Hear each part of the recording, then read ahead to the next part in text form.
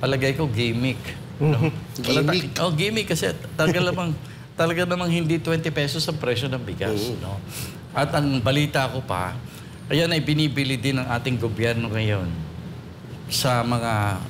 Binibili natin dito sa loob, yung ating mga supplier, dyan sila namimili.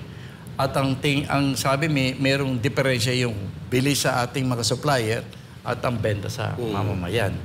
Ang hindi maganda dyan, ang balita ko rin, ipinapasa sa local government yung pagbabayad ng diferensya ng presyo.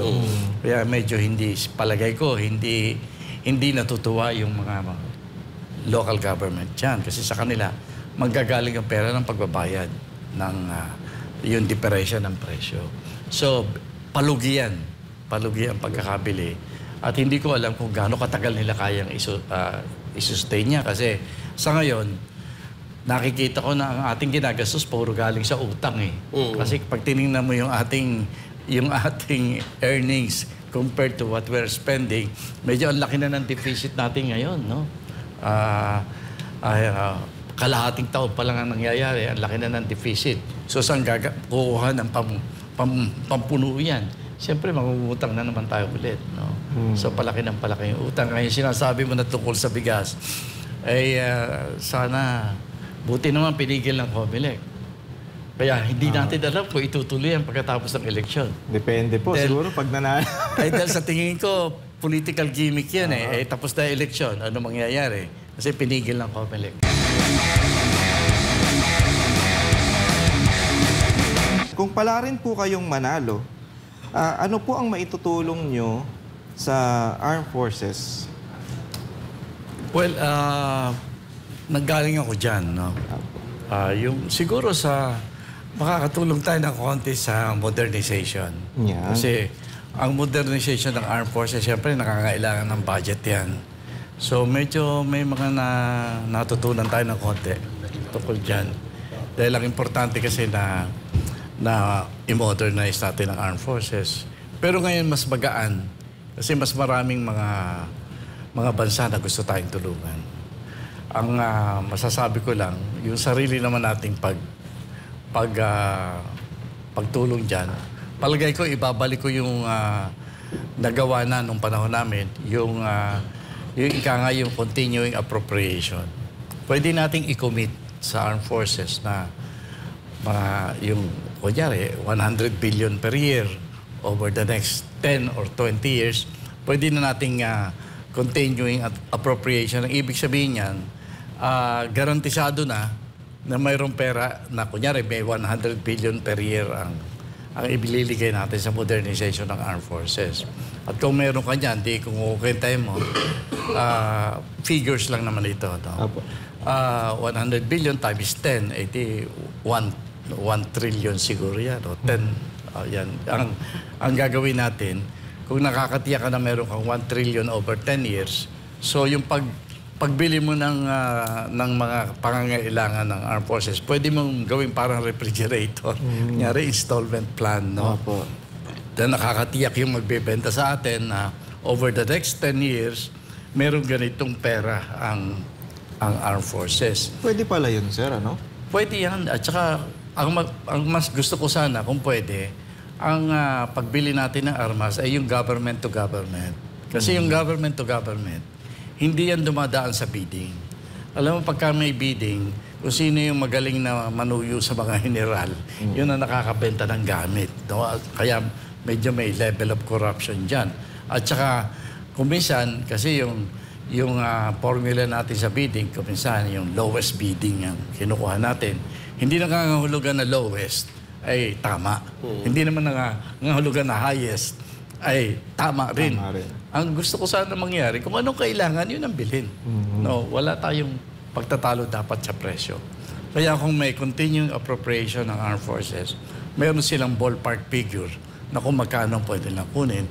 At kaya nga nung ako'y nasa pwesto, sabi ko sa mga general natin, kasi lagi nang sasabi, Secretary, pagod na kami sa kagagawa ng listahan eh. Di naman natutuloy, wala tayong pera. Sabi ko sa kanila, police naman, kaunti respeto. Kayong bahala sa paglilista ng kung ano dapat bilhin. Kasi wala sa competence ko yun. Opo. Sa competence ng armed forces. Pero yung pagkuha ng pera, trabaho yan ng defense, secretary. So ako na ba na maghahanap niyan? Anong proseso, saan nahanapin, etc. etc. Kaya yung may mga formula tayo na ginagawa nun. Siguro ulitin natin yan. Hindi naman ako defense secretary, pero pwedeng simulan niya sa Senado. Yeah. Kasi nung ako'y nangangailangan ng yun nga continuing appropriation, yung mga dating, kunyari, si Senator Honasan, si Congressman Roy Licoles, ang mga nasa loob ng Senado at saka Kongreso yung mga yan, sa kanila ako humingi ng tulong. Si Senator Manny Villar, siyang appropriations doon yata noon na hindi ko nakakalimutan sa House. Pinagtulong-tulungan namin paggawa ng isang paragraph sa budget. Yung bibigyan, i-commit yung continuing appropriation sa budget ng modernization ng armed forces. Nagawa namin noon yan. At ngayon, maganda kung nasa Senado ako. Dahil doon magagaling ang pagtatalo-talo tungkol dyan eh. No? So, yan isa sa malaking tulong palagay ko. Nabibigyan natin ng continuing appropriation ng armed forces para makagawa sila ng mas magandang desisyon kung ano ang nararapat nating kunin na mga gamit para sa maging mas maayos sila na maging credible naman na armed forces natin. No? Okay. Partner Jay? So ito na yung mga katanungan natin na medyo kayo ba sir, sa palagay niyo po, sincero ba ang BBM admin sa pagpapatupad ng 20 pesos kilo ng bigas? Ano po sa palagay niyo? Kung yan palagay ko gimmick. No? Gimmick? Gimmick kasi talaga namang hindi 20 pesos ang presyo ng bigas. No? At ang balita ko pa, ayan ay binibili din ng ating gobyerno ngayon sa mga binibili natin dito sa yung ating mga supplier, diyan sila namimili.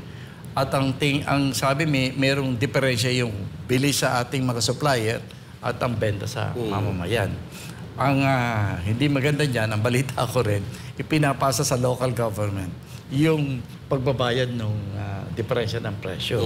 Kaya medyo palagay ko, hindi natutuwa yung mga local government dyan. Kasi sa kanila, manggagaling ang pera ng pagbabayad ng yung diferensya ng presyo.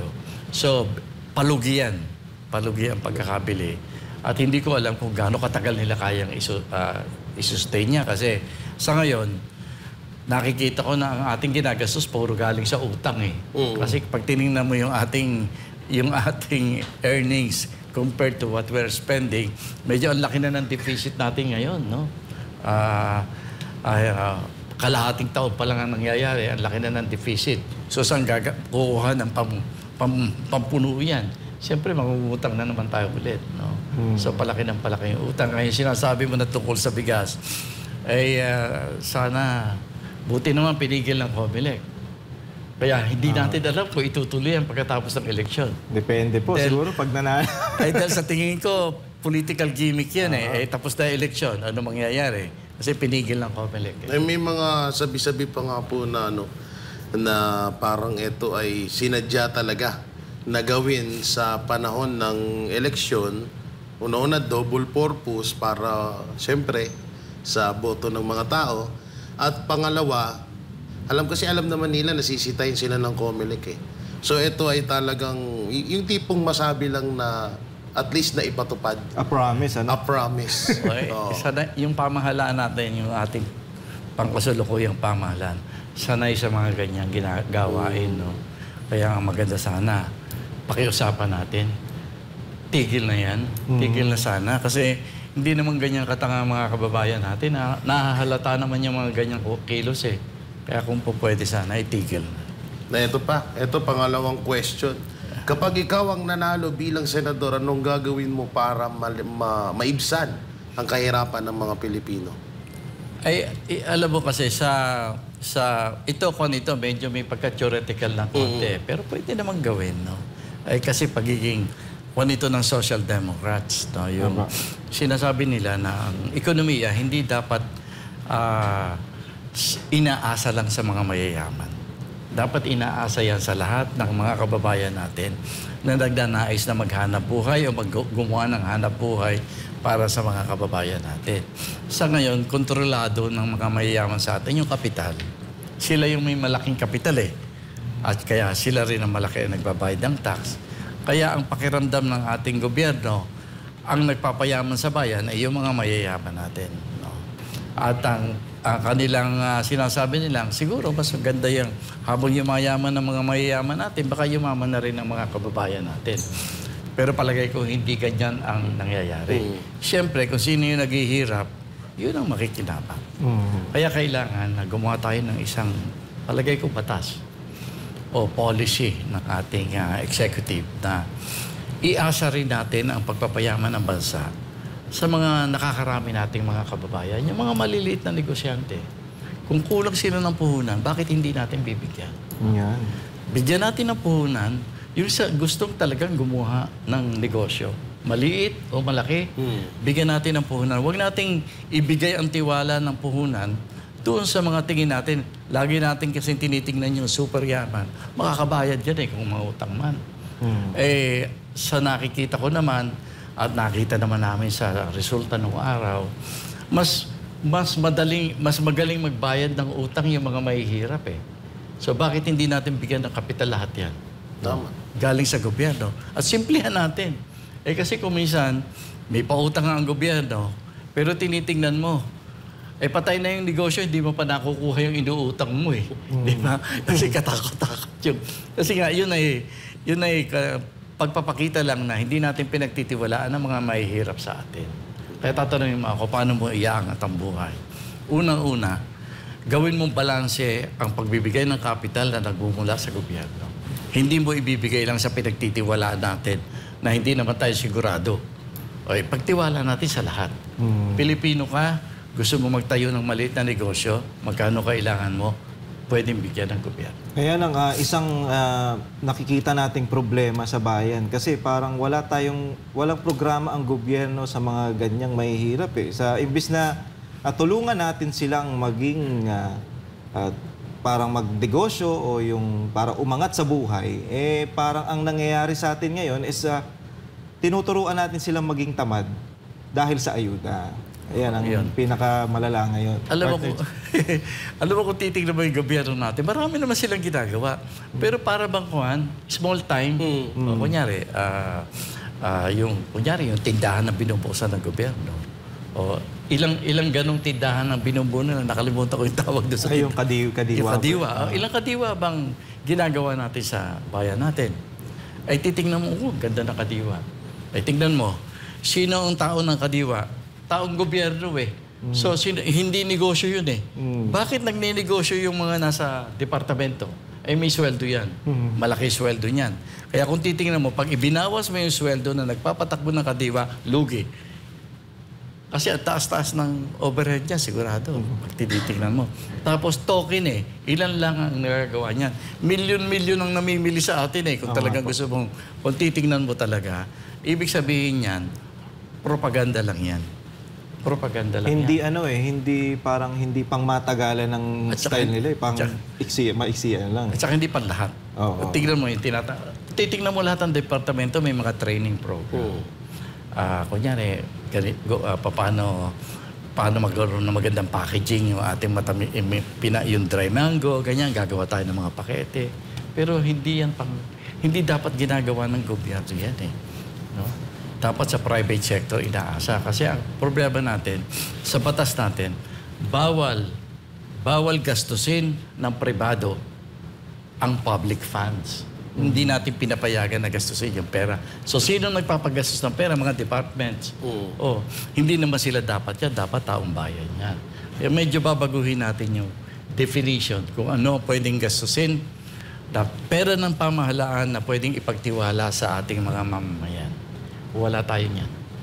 Kaya kailangan, kasi dapat ang philosophy ng mga social democrats, ang pagpapatakbo ng gobyerno ay hindi limited doon sa mga taong gobyerno lamang, kasama ang mamamayan sa pag-i-implement lalo ng mga programa na nakakaapekto sa buhay nila. Kaya yung agrikultura, Dapat hindi Department ng Agriculture ang nagpapatupad ng mga programa na iniisip para sa agrikultura. Dapat yan mamamayan. Ang trabaho ng Department ng Agriculture, tingnan lang kung ginagastos ba ng tama ang pera o kaya tama ba ang programa. Pero hindi sila nag-i-implement. Yan dapat ipinagtitiwala sa taong bayan. Sa akin, napakahalaga sa ating development, sa pagpapaangat ng buhay ng ating mga kababayan. Napakalaki ng resources na hawak ng gobyerno.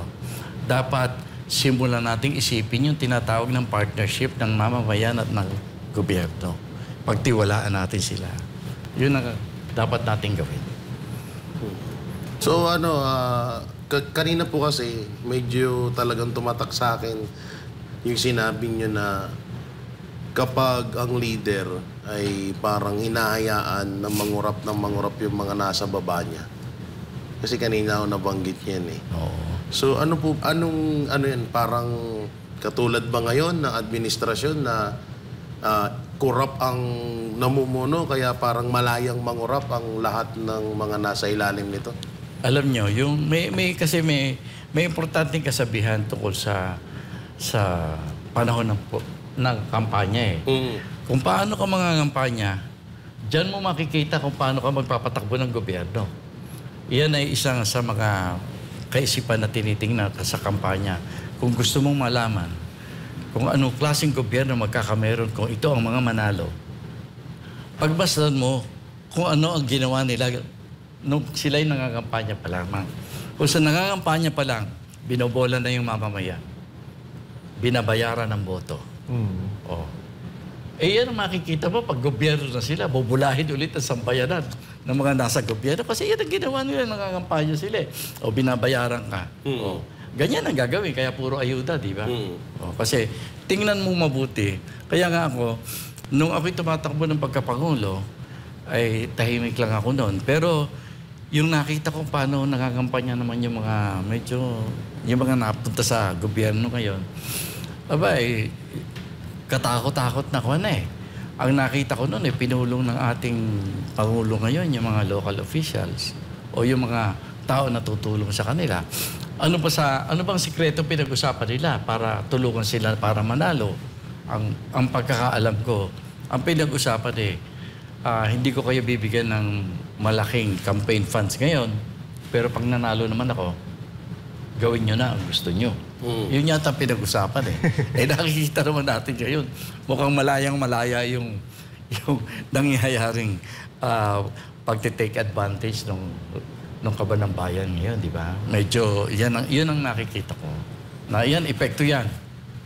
Kaya tatanungin mo ako, ano ba yung tingin natin? Nangangampanya pa lang, nakikita na natin. Kita na. Yung ano na lang yung... Tapos nakita natin, totoo nga. So, si Pare RJ, may ano ka pa ba bago natin? Wala na, medyo nasagot naman ni Sir ang lahat. At nakita nyo mga kababayan na yung talagang kandidato na may utak. Ito Sir, si dating Defense Secretary Norberto Gonzales. Sir, last message niyo po para sa mga kababayan at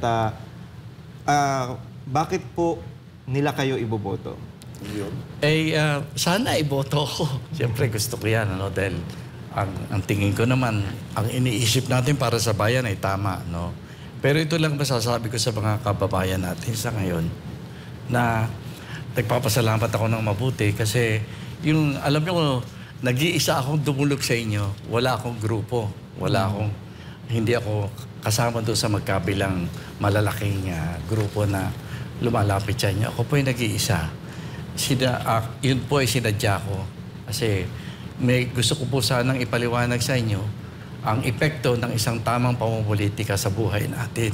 Yan po ginagawa ko. At ako naman po yung nagpapasalamat kasi napakainit naman po ang ginawa niyong pagtanggap sa akin. Pero ang tingin ko po, hindi po tapos yung trabaho ko eh.